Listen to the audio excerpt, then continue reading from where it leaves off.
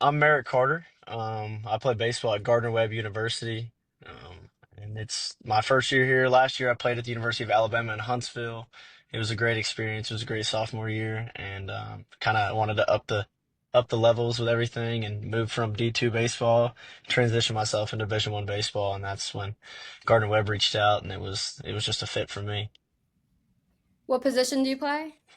I'm a shortstop, and Shortstop. that's what I've been stuck at pretty much my whole life. Love that. What do you say is the biggest change you see so far in Division One baseball versus where you're at before? I feel like ever since I moved it up to the Division 1 level, it's like the whole team wants it. So all those guys just they want to get to that next step and want to improve on what they're doing and their flaws, and everybody just works together, and the chemistry is out of this world. So, and that's always a big thing in college baseball is just you got to have the chemistry, and that's what's been a big difference here. No, yeah, and I totally agree with that. You said that there's a lot of things that you guys are just working on. What's something that you would say that you're working on this year for the baseball season? I'd probably say just communication with each other, finding a sense of leadership and accountability within the team. So if our coaches don't have to get on to us, and if we see things that they don't, so on let that, and that's on and off the field. So just holding each other accountable and just growing as a team more than it is like the playing wise.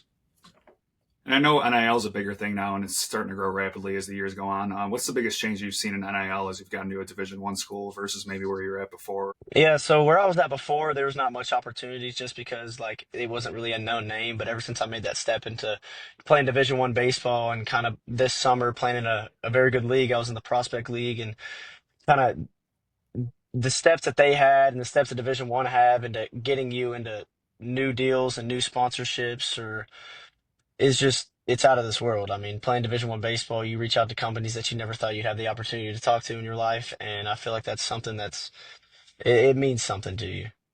Yeah, I saw in your bio that you had Job Ads and Hollowed. Did you reach out to them or like how did that come about?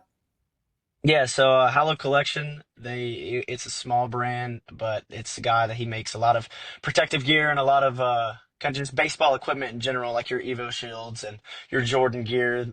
And they do the same exact thing, but they make it like more Christian based. And I feel like in my social medias, I want to like kind of show people and kind of spread the word. So I feel like if I can do that on social media, then I can do that on the baseball field as well. And that's been a great opportunity for me. And then with Jaw Bats, I reached out to them at the very beginning of me starting my sophomore year over at University of Alabama in Huntsville, and they were kind enough to just give me an opportunity, give me a shot. And then when things started kind of going off a little bit, then they started getting me in with bats and posted me a little bit, and that's when things started to kind of skyrocket.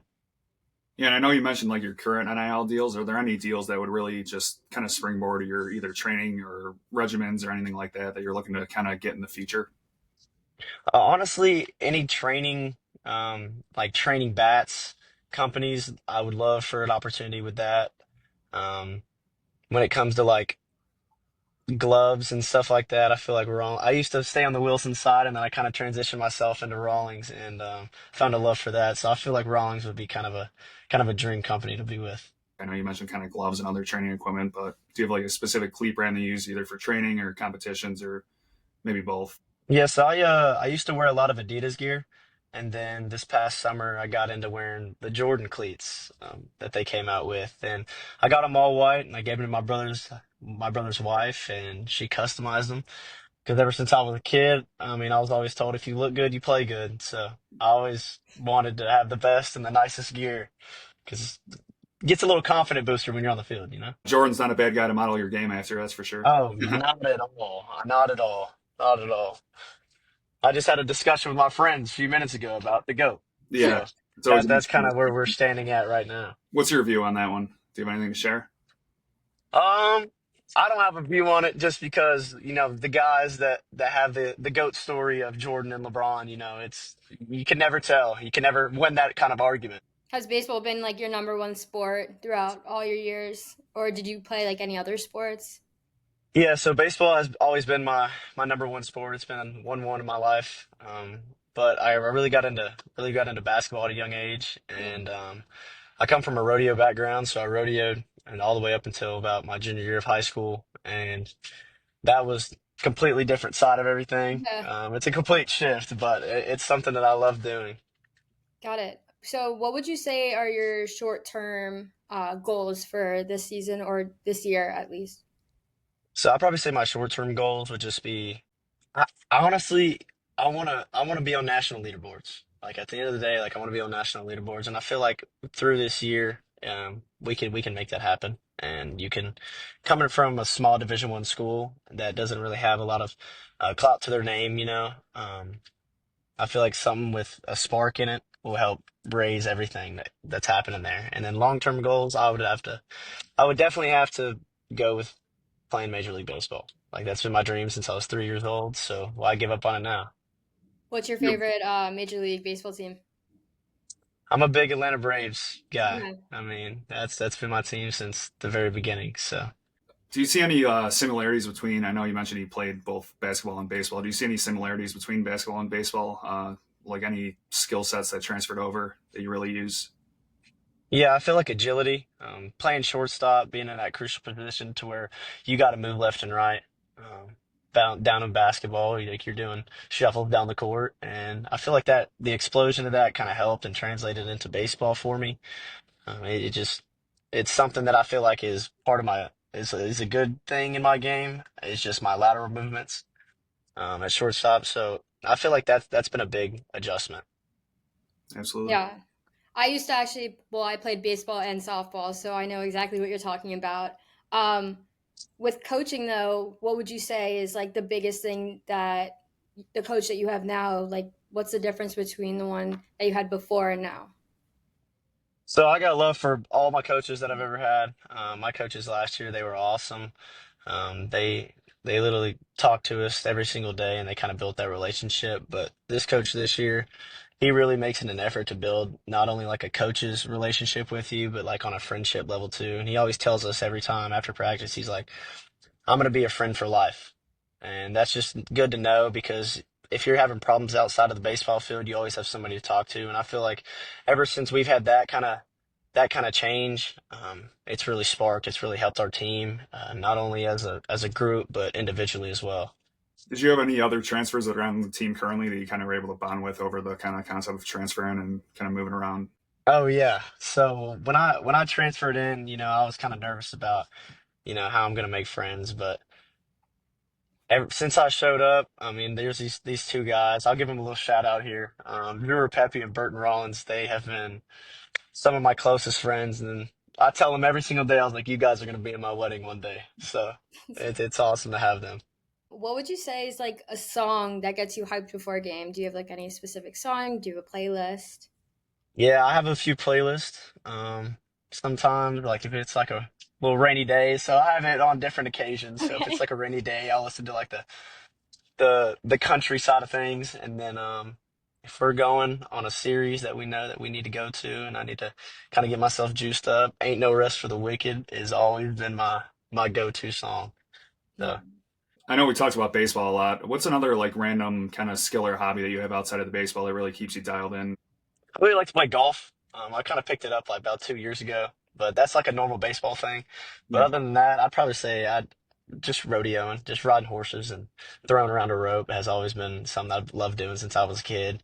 And kind of to ease my mind, like if mental things are happening on the baseball field and even off the baseball field, just kind of going home or and riding the horses and going on trail rides. It's always been helpful for me and beneficial in my life. What like advice would you give to other college athletes out there that are wanting to follow into your footsteps or do something similar to what you're doing right now?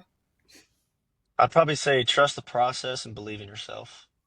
The biggest problem I feel like nowadays with younger athletes is believing in themselves. They want to base themselves off kind of their favorite player that they see, and like there's nothing wrong with that. But find your own path, find your own way. Everybody's on this earth for a reason, and everybody has a bigger purpose than what they think of. So I feel like if you can believe in yourself and you can follow what you have, what your heart tells you to do, then they will find success in their life and they'll find happiness.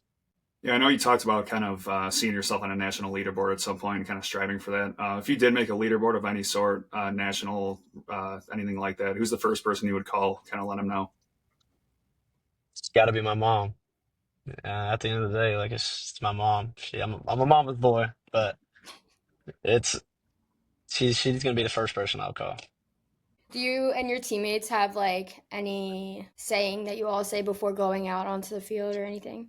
I mean, we just we have a saying, and it's an Alex Pierre saying that from the UFC, and he just says Shama. So we all just go around the field and go around pretty much our everyday life, and if we see each other, it's the first thing we say. Throw up a fist and we say Shama. Was there anything specific that led you towards Gardner-Webb University over other schools? And explain that a little bit if you can. Yeah, so the transfer portal was very, very cool for me. Going out of high school, I was the number one second baseman in the state of Tennessee, and I only had one offer out of high school, and it was to UAH. So I went there. I spent 2 years there, and it was it was awesome. But I wanted to take a next step, and I entered the transfer portal, and I got to talk to some really cool schools, really cool Power Five schools. I got the opportunity to talk to North Carolina, South Carolina, um, Duke, Clemson, and just all these great schools. But when Coach Chester at Gardner-Webb University reached out to me and told me that he truly believes in me and he truly can develop me and to get me into a bigger and better player. For some reason, I believed him, and that's what he's doing right now. And I feel like he's doing a great job at it, being here. Even though it's not as big as some of these other Power Five schools, being at this place really, really helps me just build relationships with other people, like closer relationships with other people, and helps me on a mental level as well. Just being out there, knowing that everyone's got your back, and you don't got to worry about outside drama that's going on. Yeah, and you talked about the transfer portal. Do you mind explaining to people that are watching this that might not know what the portal is or don't know as much as they want to know about it? So the transfer portal, people have their different ways of going about it. Like some people want more opportunities, and if they're not getting the opportunities at their school that they're at right now, they'll enter the transfer portal and go somewhere that they're going to get opportunities at.